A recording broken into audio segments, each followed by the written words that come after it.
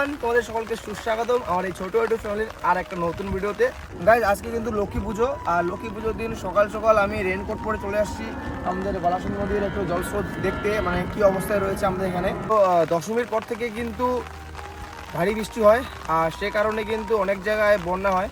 তো আজকে আমি আসলাম দেখার জন্য, মানে আমাদের পাশে রয়েছে বালাসন নদী।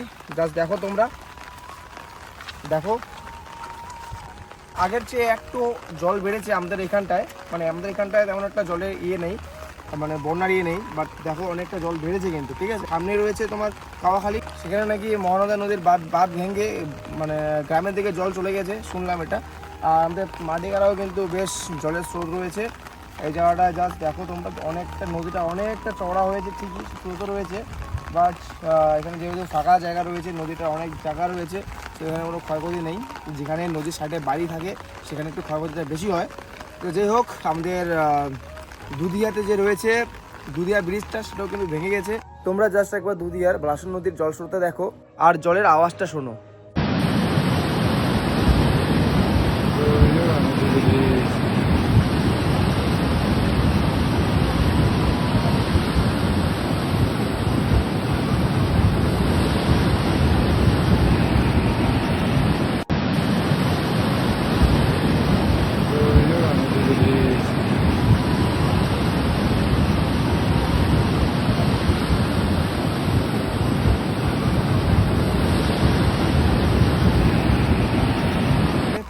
পাহাড়ের জায়গায় খুব একটা ক্ষয়ক্ষতি হয়েছে।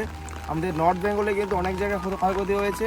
আমরা দেখলাম কোচবিহারের ময়নাগুড়ি, জলপাইগুড়ি সাইডে তোষা নদী যে রয়েছে, তোষা নদীর বাঁধ ভেঙে গ্রামে অঞ্চলে জল ঢুকে গেছে, সেখানে একটু ক্ষয়ক্ষতি হয়েছে। আমাদের নেপালের কাছাকাছি মেচি নদী রয়েছে পায়নিকিতে, সেখানে মেচি নদীতে জল বেড়েছে, সেখানে ক্ষতিগ্রস্ত হয়েছে। তো এই নিয়ে আমাদের নর্থ বেঙ্গল কিন্তু অনেকটা অসুবিধা রয়েছে।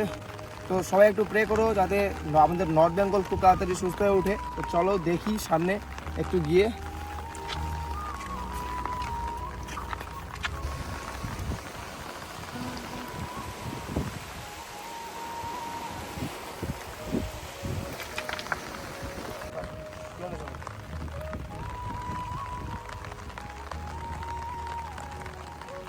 কয়েকদিন ধরে ওয়েদার ছিল খুব খারাপ, আর আজকে কিন্তু ওয়েদারটা ভালো রয়েছে।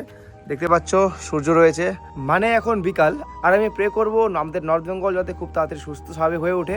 পুজো শেষ হওয়ার পর থেকেই কিন্তু শরীর পুরো খারাপ হয়ে গেছে, মানে গলার ভয়েস চেঞ্জ হয়ে গেছে, শরীর ঠিকমতো চলছে না, মানে খুবই একটা বাজে লাগছে। ঠিক আছে, সেই জন্য আর কি ভ্লগিংটা কন্টিনিউ করতে পারছি না।